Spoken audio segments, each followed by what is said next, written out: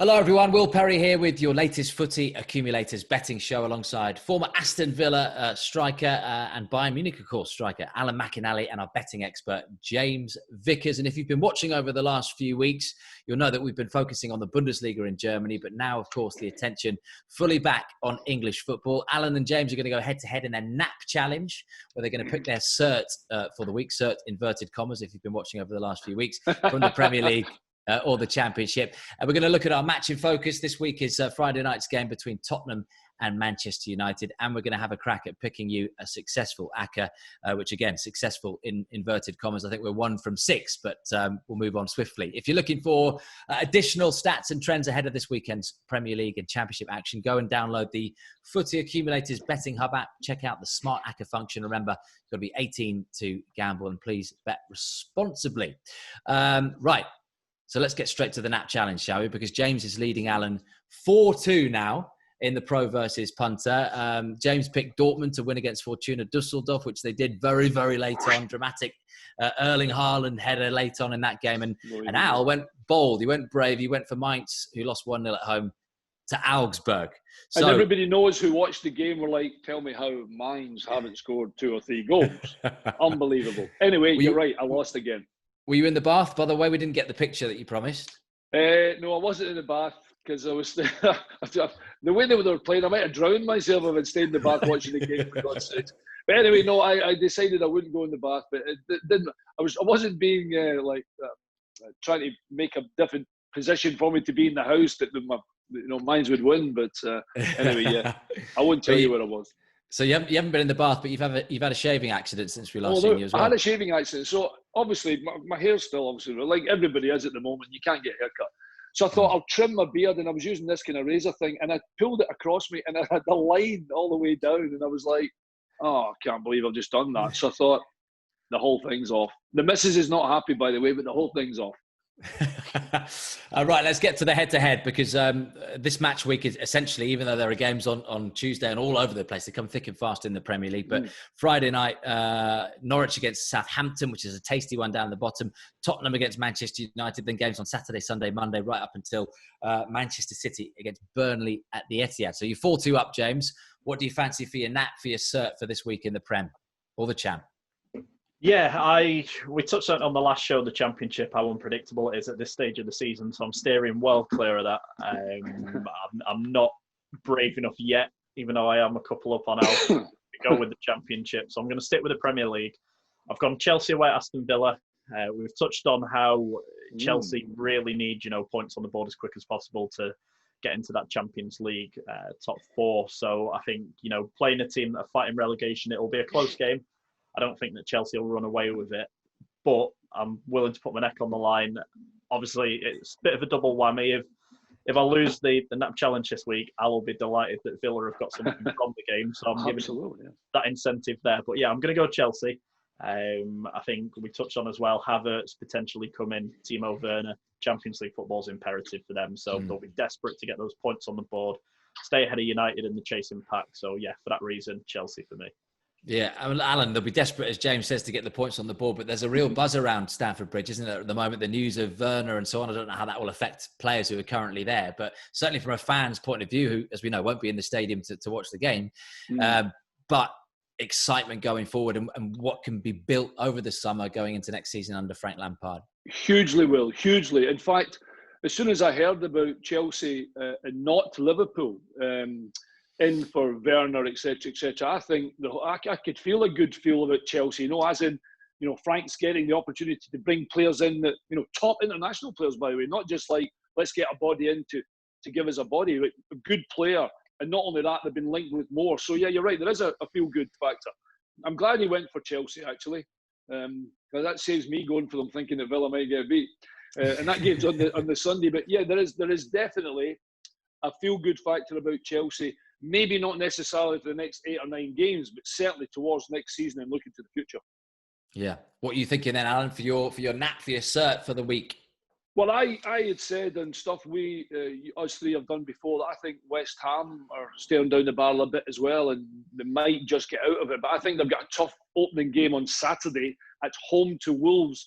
Now, if Wolves are anything like before the break, then they'll create lots of chances, which is not what West Ham have been doing for sure. So I'm going to go Wolves away from home at West Ham to win.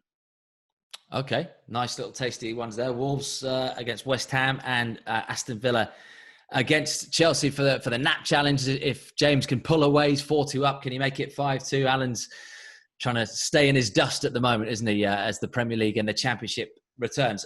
In terms of our match in focus then, guys, this week, we're going to avoid the obvious one, which everyone's talking about, the Merseyside derby at Everton, which is, a word on that quickly, Alan. It is great that firstly it's going to be played at Goodison Park, isn't it? Because there was some doubt that it might not.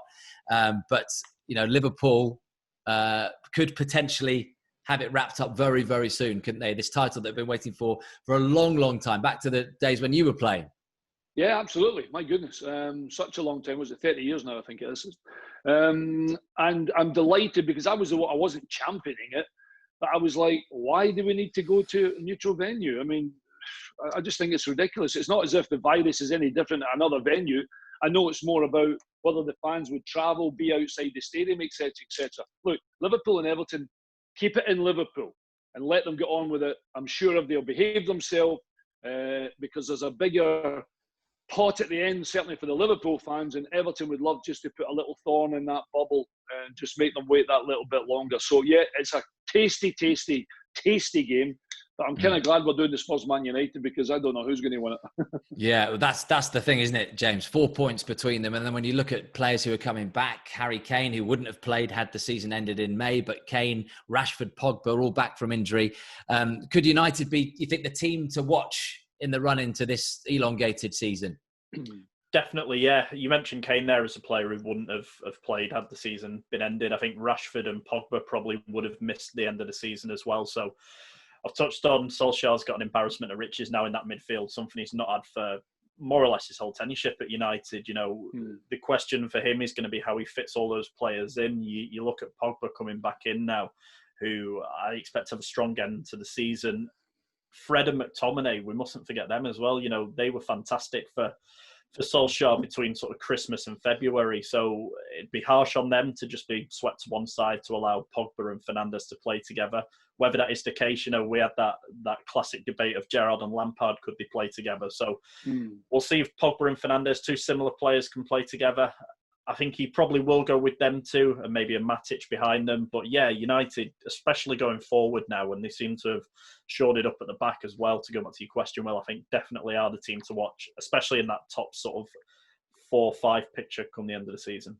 Yeah, and Alan, it's worth reminding everyone that before the suspension in the Premier League, United were on their best winning run under Ole Gunnar Solskjaer since he took charge. 10 games unbeaten in all competitions.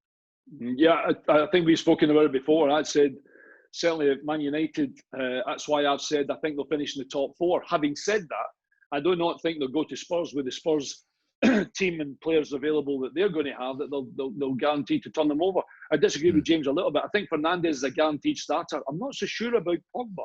Genuinely, I'm not so sure. Is he playing him to keep him happy? Is he playing him to make sure he doesn't throw his toys at the pram again or whatever, or the problems he seems to have, etc., etc. And he's, at times he's made himself maybe public enemy number one, even with some of the Man United fans. So it's a decision. It's quite a big decision that Ollie's going to have, because with the potential that they had obviously before the break, he wants that to obviously continue, and he might not want to throw someone into the team that might upset that equilibrium a little bit. So it'll be interesting to see his team selection actually against Spurs at the weekend. Yeah, interesting to look at some of the first scorer odds as well, because Bruno Fernandes, as we mentioned, was in ridiculous form, wasn't he, before the Premier League was suspended. He's 6-1 first goal scorer, 13-5 anytime. In terms of the favourite from a Manchester United point of view, Marcus Rashford, 7-2 first goal scorer, 7-5 anytime. And if you fancy Harry Kane on the other side, at home, let's remember, in what's going to be a really eerie atmosphere in that magnificent stadium down in London, 9-2 first goal scorer Harry Kane, 15-8 anytime. Any of those float your boat, James? Yeah, I'd be looking at, especially the way United play in the bigger games against the so-called top 6. Solskjaer really seems to have got it right in those games. So I'd be looking at potentially a United player to go first goal scorer. The way he sets up with either James and Rashford or James and Martial as his two sort of forwards, and then, someone off the ilk of, I know it has been like Pereira or Lingard behind him in those big games, but I think Fernandes, Pogba, potentially now will come in. Daniel James as well, we mustn't forget him. So I think United will be happy to sit back and try and hit Spurs on the break, which, they've become accustomed to in the big game. So I'd be pretty tempted to go with a United player, to be honest. You mentioned the price of Rashford there, and I think with the injury he had, he'll be chomping at the bit to get back out there now. He was in fantastic form for the majority of this season as well. And with Fernandes behind him, feeding balls to him now, definitely I'd go with Rashford as first goal scorer. He's really come on, hasn't he, Alan, Marcus Rashford? Because there was a lot of talk during Solskjaer's tenure, it has to be said, not many months ago, that, does he potentially have to leave to kick on and so on? Can he make that number 9 position his own at Old Trafford? On and off the pitch, it should be said. He's become a role model, obviously, during the crazy times we've been going through. He's donated £20 million, and he's now, a voice piece talking to the government saying that, they've got to reverse this controversial decision to scrap free meals, etc. Really making a name for himself on and off, isn't he? I love him. I mean, I've loved him for the minute. He's always been a favourite of mine. And I thought I was trying to stick up for him a little bit by saying, do you know that Manchester United, one of the biggest clubs in the world, are relying on a teenager to A, score them goals, and B, keep them in the top of the league? I mean, it's just ridiculous. I can remember Manchester United having, Dwight York and Sheringham and Solskjaer, if you want, and the likes of Roy Keane and Van Nistelrooy, and like top players that the young players would learn from. They're throwing this boy in. He's so good they can't take him out of the team. Unfortunately, he gets injured and still relying on Marcus Rashford. So what he's done in terms of pulling on his shoulders the pressure of being a striker at Manchester United, and with all the other things that he's involved in, he's a remarkable young man. He's a fantastic football player, and he's a goal scorer. And Man United have got an absolute diamond and shouldn't be let to even think about going anywhere else. But they still rely heavily on him. I know that James mentioned a few names. The good news is he's going to be back fit again, but they rely on Rashford too much for me. They genuinely do. But he's an absolutely wonderful, wonderful football player, one of my favourites. And maybe you could say, James, that Spurs rely on Harry Kane too much. Obviously, he wasn't in a Spurs shirt before lockdown with the injury. And Spurs, incidentally, no win in 6 in all comps pre the suspension of the league. Jose's got a point to prove against his old team. We know what Jose is like when his ego comes into it, and the way that he sees he was treated against Manchester United, that there'll be that dynamic as well. Definitely, yeah. I think at the time he was a little bit unfairly treated at United. Obviously, results weren't going their way. Living in Manchester, I know quite a few United fans who were sort of on the fence whether he should stay or whether he should go. It was quite a divisive sort of opinion piece at the time. I think he'll be desperate to get one over United. I remember when he went back to Italy with United and beat Juventus, and that famous sort of photo of him on the pitch, sort of giving it that to all the Juventus fans after the game. So while it wouldn't be sort of similar to that without fans in the stadium at the weekend, I think he'll be desperate to put one over against United. They were unlucky in the game at Old Trafford earlier in the season. It was quite a close game that they narrowly lost. So I think, he'll be desperate to put one over on them. I think the only thing with Tottenham at the moment is I don't think Mourinho knows what his best starting 11 is. He's got that sort of defence, which hasn't really had the investment it should have had. They're a little bit weak in the full-back areas now that Trippier and Danny Rose have gone. And, with Vertonghen on his way out at the end of the season, there's a large rebuilding job to be done there. So I think while he would be desperate to put one over against United, I think he needs to sort of focus on Spurs for the time being and get them back to where they were, 18 months to 2 years ago. Alan, if Tottenham finish, even where they are now, 8th, which could be a Europa League spot, does that keep Jose his job? Can you see Mourinho there next season? No, that's not good enough. That's nowhere near good enough. Now, I'm not saying he'll leave if they do finish 8th, but for Tottenham Hotspur to finish 8th in the Premier League is genuinely not good enough. I would imagine the majority of fans would probably say the same, even whether they like or dislike Jose Mourinho. I think James is absolutely spot on. This is a building process, and he's not been, let's just say, not the best builder of a team. He's come in and inherited good teams and maybe added top international players. It's not as if he's brought through the whole of the youth team to eventually play in the first team. So, A, 8th place will not be good enough for Tottenham Hotspur. And B, would he leave if they That's a tough one to answer, actually. If he doesn't see a future or players that's going to be able to come in, or he thinks he's done what he was brought in to do and doesn't achieve it with Spurs, then I just wonder, listen, we shouldn't be surprised in football, but would he leave Spurs? It's a hard one for me to answer. Let's just say, let's see how the next 8 games go, and if Spurs don't play the way we probably expected to play, especially with Kane back in the team, then yeah, he might not be the manager at Spurs very much longer.